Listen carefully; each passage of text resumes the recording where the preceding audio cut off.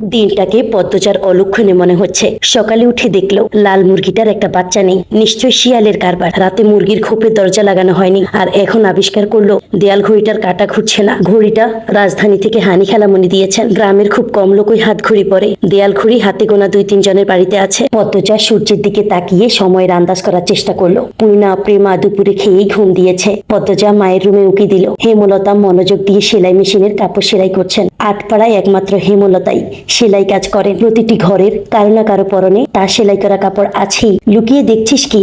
ঘরে আয়। হেমলতার কথায় পদ্মজা লজ্জা পেল। না আম্মা, কাজ আছে, পানি দিয়ে যা। হেমলতা জগ বাড়িয়ে দেন। পদ্মজা জগ হাতে নিয়ে বলল, আম্মা সৎকা কোন মুরগিটা দেব? হেমলতা গতকাল স্বপ্নে দেখেছেন বাড়িতে আগুন লেগেছে, তাই তিনি ছটকা দিবেন বলে মনস্থির করেছেন। সকালেই পদ্মজাকে মনের কথা জানালেন। সাদা মোরগটা দিয়ে দিস। মুন্না কি আসছে? না, প্রতিদিন বিকেল বেলা তো পানি নিতে আসে, কিছুক্ষণ পরই আসবে। হেমলতা আর কথা বাড়ালেন না। পদ্মজা কলপাট থেকে পানি নিয়ে আসে। আসরের আজানের সাথে সাথে মুন্না আসলো। গ্রামে সচ্ছল পরিবার নেই বললেই চলে। হাতে গোনা কয়েকটা পরিবারের সচ্ছলতা আছে। হেমলতার পরিবারটা টিকে আছে হেমলতার তীক্ষ্ণ বুদ্ধি ও পরিশ্রমের জন্য। পুরো আটপাড়ায় টিউবওয়েল মাত্র 5টা। পদ্মজাদের টিউবওয়েল থেকে পানি নিতে প্রতিদিন অনেকেই আসে। তাদের মধ্যে নিয়মিত একজন আসে মুন্না। 10 বছরের একটা ছেলে। মা নেই, বাবা পঙ্গু। সদরে বসে ভিক্ষা করে। পদ্মজা মোরগ নিয়ে কলপাড়ে এসে দেখে মুন্না নেই। একটু সামনে হেঁটে এসে ঘাটে মুন্নাকে দেখতে পেল। ডাকলো, মুন্না। মুন্না ফিরে তাকায়। পদ্মজার হাতে সাদা মোরগ দেখে মুন্না খুব খুশি হয়। পদ্মজা না বললেও সে বুঝে যায় ছটকা পাবে আজ। মুন্না এগিয়ে আসলো,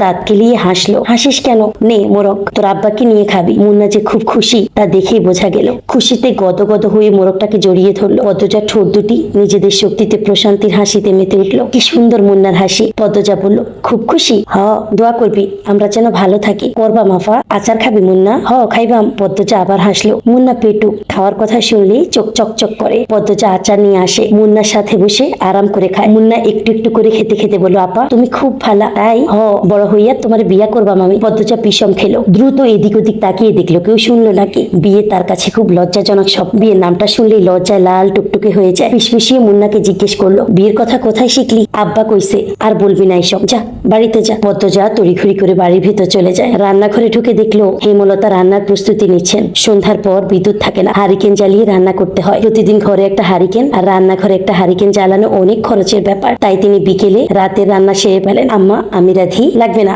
সাহায্য কর শুধু। পদ্মজা চোখ ঘুরিয়ে ফেললো। কি কাজ করা যায়? কোনো সাহায্যের প্রয়োজন নেই। হেমলতার নির্বিকার ভঙ্গিতে বলল, লাউ নিয়ে আয়। ছিঁড়ে আনবো না লাহারি ঘরে আছে? লাহারি ঘরে নাই। পদ্মজা মায়ের আদেশ পেয়ে যেন চাঁদ পেয়েছে এমন ভাব ধরে দ্রুত ছুটে যায় লাউ আনতে। লাউ, বরবটি, ঢেঁড়স, কাঁকরোল, করলা, চিচিঙ্গা, পটল, ঝিঙ্গা ইত্যাদি ইত্যাদি সব রকমের সবজির মেলা বাড়ির চারপাশ ঘিরে। পদ্মজা সাবধানে ঘাসের উপর দিয়ে লাউ গাছের দিকে এগোয়। বর্ষাকাল হওয়াতে জোকের উপদ্রব বেড়েছে। জোকের ভয় অবশ্য নেই তাই হেমলতা পদ্মজা যাওয়ার পানে হিম মেরে কতক্ষণ তাকিয়ে থাকেন। মেয়েটাকে দেখলে তার মন বিষণ্ণতায় ভরে ওঠে। পদ্মজার চুল দেখলে মনে হয় এই সুন্দর ঘন কালো রেশমি চুল। পদ্মজার এক একটা কাল রাত। পদ্মজার ছিমছাম গরনের দুধে আলতা দেহের অবয়ব দেখলে মনে হয় এই দেহ পদ্মজার যন্ত্রণা। এই দেহেই পদ্মজাকে ধ্বংস করবে। পদ্মজার ওষ্ঠদয়ের নিম্নে স্থির হয়ে থাকা কালো সূক্ষ্ম তিল দেখলে মনে হয় এই তিল পদ্মজার এক জীবনের কান্নার কারণ। হেমলতা পদ্মজার রূপের বাহার নিতে পারেন না। কেন কৃষ্ণকলির ঘরে ভুবন মোহিনী রূপসীর জন্ম নিল? জন্ম ও মৃত্যু বিয়ে কারো হাতে থাকে না। যদি থাকতো হেমলতা মোর্শেদকে বিয়ে করতেন না এবং পদ্মজার মতো রূপসীর জন্ম দিতেন না। আল্লাহর কাছে রূপসী মেয়ে ভুলেও চাইতেন না। হেমলতার বুক চিরে দীর্ঘশ্বাস বেরিয়ে এলো। আজ শুক্রবার, স্কুল নেই। ফজরের নামাজ পড়েই 3 বোন পড়তে বসেছে। প্রেমা নামাজ পড়তে চায় না, ঘুমাতে চায়। তার মা হেমলতার মারের ভয়ে নামাজ পড়ে। সে ঝিমোচ্ছে আর পড়ছে। তা দেখে পদ্মজা আর পূর্ণা ঠোঁট টিপে হাসছে। হেমলতা বিরক্ত হন। প্রেমার তো পড়াই হচ্ছে না। সেই সাথে পদ্মজা পূর্ণার মনোযোগ নষ্ট হচ্ছে। তিনি কর্কশ কণ্ঠে ধমকে উঠলেন, প্রেমা ঘুমাচ্ছিস কেন? ঠিক হয়ে পড়। প্রেমা সচকিত হলো। চট করে চোখ খুলে ভয়ে তাড়াতাড়ি পড়া শুরু করলো। হেমলতা কিছুক্ষণ পর স্বাভাবিক গলায় বললেন, পড়তে হবে না, ঘরে গিয়ে ঘুমা। প্রেমা একটু অবাক হয়, পরেই খুশি হয়ে ছুটে যায় ঘরে। পূর্ণা মুখ ভার করে ফেললো। তারও তো পড়তে ইচ্ছে করছে না, কিন্তু মা কখনো তাকে ছাড় দেন না কেন? হয়তো ছোটবেলায় ছাড় দিতেন, তার হয়তো মনে নেই। সে আবার খুব দ্রুত সব ভুলে যায়। ব্রেন ভালো প্রেমার, যা পড়ে মনে থাকে। পূর্ণা খুব দ্রুত ভুলে যায়। পদ্মজার সবকিছু স্বাভাবিক, শুধু রূপটাই বাদে। সূর্য ওঠার সাথে সাথে মোর্শেদ বাড়িতে ঢোকে। হাতে ঝাঁকি, জাল আর বড়শি, কাঁধে পাটের ব্যাগ ঝুলানো। ভোরে মাছ ধরতে গিয়েছিলেন। বাবা মোর্শেদ বাড়ি ফিরলে পূর্ণা আর প্রেমা সবচেয়ে বেশি খুশি হয়।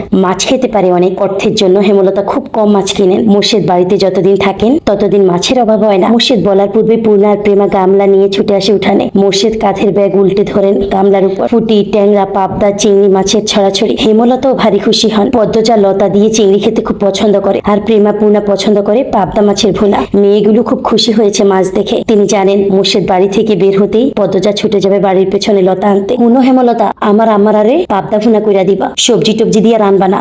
আব্বা আপনি বাড়িতে থাকবেন, তাহলে তো প্রতিদিনে মাছ খেতে পারি। মোর্শেদ আর চোখে পদ্মজাকে একবার দেখে তীক্ষ্ণ চোখে হেমলতার দিকে তাকান। এবার পূর্ণাকে জবাব দিলেন, কোন রকম অশান্তি না হলেই তো থাকবা মুই। গামছা নিয়ে তিনি কলপাড়ে চলে যান। পদ্মজার মুখটা ছোট হয়ে যায়। প্রতিবার বাড়ি ছাড়ার পূর্বে মোর্শেদ পদ্মজাকে রাগে কটু কথা শোনান, তখন হেমলতা মোর্শেদকে শাসান। ফলস্বরূপ মোর্শেদ বাড়ি ছাড়েন। মোর্শেদ নাকি বাড়ি ফিরলা কোন দিন? মোর্শেদ গোসল সেরে রোদ পোহাচ্ছিল। সকালের মিষ্টি রোদ। ঘাড় ঘুরিয়ে রশিদ ঘটককে দেখে হাসলেন। আরে মিয়া চাচা, আহেন আহেন, পূর্ণারে চেয়ার আইনা দে। খবর কি? পূর্ণা চেয়ার এনে দিল। রশিদ একদলা থুতু উঠোনে ফেলে চেয়ারে বসলেন। প্রেমাকে উঠোনে খেলতে দেখে ফরমাইশ দিলেন, এই মাইয়া যা পানি লইয়া আয়, অনেকক্ষণ ধইরা দমটা আটকাইয়া আছে। প্রেমা পানি নিয়ে আসে। রশিদ পানি খেয়ে মুর্শেদকে বললেন, খবর তো ভালাই বাবা, সেইটারে কি বিয়া দিবা না? 2 বছর যাক, পড়তাছে যখন ম্যাট্রিকটা পাস করুক। কি কন, মেজোটা না বড়টা? তোমার বউ তো মরিচের লাহান, কোনো ভাই রাজি হয় না। তুমি বুঝাইছেন পাত্র খাঁটি হীরা, বাপ দাদার জমিদারি আছে। মোর্শেদ আর চোখে হেমলতা আর পদ্মজার উপস্থিতি পর্যবেক্ষণ করলো। নেই তারা। মোর্শেদ রশিদ ঘটককে নরম গলায় বললেন, থাকুক না, পড়ুক।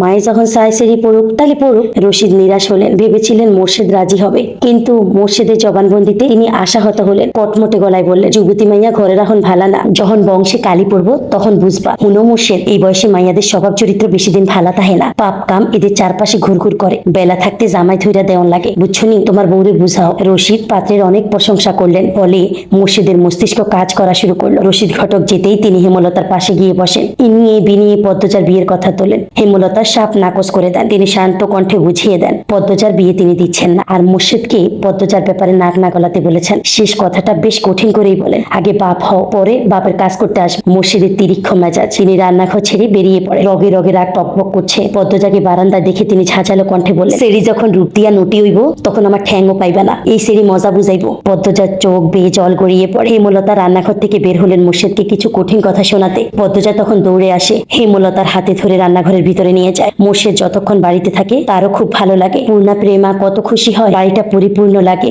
সে চায় না তার বাবা ঝগড়া করে বাড়ি ছেড়ে চলে যাক। হেমলতা রাগে এক ঝটকায় মেয়ের হাত সরিয়ে নেন। তা সহ্য হয় না মোর্শেদকে। মানুষের কথা দ্বারা নিয়ন্ত্রিত হওয়া বদমেজাজি একজন মানুষ মোর্শেদ। ভালোটা কখনোই বোঝে না, মানুষের কথায় নাচে। মুষলধারে বৃষ্টি হচ্ছে, মাথার উপর বৃষ্টি নিয়ে মোর্শেদ বাড়ি ফিরে। মুখ দেখে বোঝা গেল তিনি খুব খুশি। হেমলতাকে ডেকে বললে, 1 মাসের লাগিয়া ঘরটা সাইরা লাহারি ঘরে উঠা পড়। কিসের দরকারের জন্য? শুটিং করার লাগিয়া মাতব্বর বাড়িতে যারা আইছে তারার বলি আমরার বাড়ি পছন্দ হইছে, বিরাট অঙ্কের টাকা দিব কইছে। আমিও কথা দিয়ে আইছি, তাইলে উঠতে কইয়া দিছি। হেমলতা বিরক্ত হয়ে গিয়েও পারলেন না। সত্যি অর্থের খুব দরকার। পদ্মজার সামনে ম্যাট্রিক পরীক্ষা, কত খরচ, কলেজে পড়াতে ঢাকা পাঠাতে হবে। তিনি মোর্শেদকে বললেন, টাকার ব্যাপারটা নিয়ে আমার সাথে আলোচনা করতে বলবা, নয়তো জায়গা হবে না। আরে বলবো নেই, এখন সব গোছাই আলাম। পূর্ণা আড়াল থেকে সব শুনছে। এই মগা, আমাকে 1 কাপ চা দাও তো।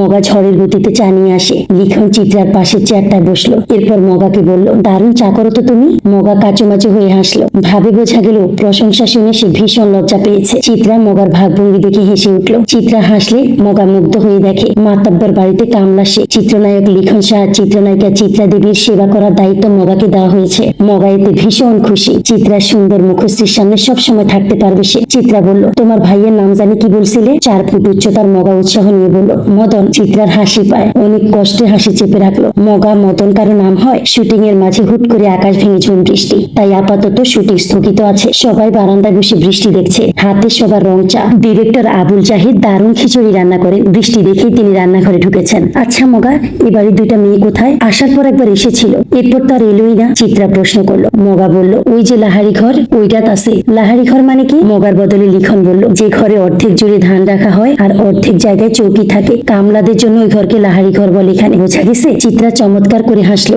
বোঝা গেছে। মগা, বৃষ্টি কমলে লাহারি ঘরে যাব, ঠিক আছে? আচ্ছা আপা। এই লিখন যাবা? ওই তো সামনে, আলসেমি করো না। মগা হই হই করে উঠলো। না না, বৈঠা লইয়া যাওয়া যাইতো না, মালিকের মানা আছে। লিখন মগার না করার ভাব দেখে ভীষণ অবাক হলো। চিত্রা প্রশ্ন করলো, মানা কেন? বাড়ির বড় সিরিয়ালে তো আপনারা দেখেন নাই, আগুন সুন্দরী এই লিখন ভাইয়ের লাহান বিলাই চোখ। সিরিয়ারি স্কুল ছাড়া আর কোনোখানে যাইতে দেয় না। বাড়ি দিবার আগে কইয়া রাখছে লাহারি ঘরে বেড়া মানুষ না যাইতে। এই সিঁড়ি লইয়া বহুত কিচ্ছা আছে। চিত্রা বেশ কৌতূহল বোধ করলো। লিখন তীক্ষ্ণ গোলা চোখে লাহারি ঘরের দিকে তাকালো। 1.5 দিন হলো এখানে এসেছে। উঠোনের শেষ মাথায় থাকা লাহারি ঘরটা একবার মনোযোগ দিয়ে দেখা হয়নি। সামনের দরজাটা বন্ধ। 2টো ছোট মেয়ে এসেছিল ঘরটার ডান পাশ দিয়ে। ঘরটার ডান বামে পেছনে গাছপালা। বাড়িটা পুরনো হলেও দারুণ, তবে এই মুহূর্তে তার অন্য কিছুর প্রতি তীব্র কৌতূহল কাজ করছে।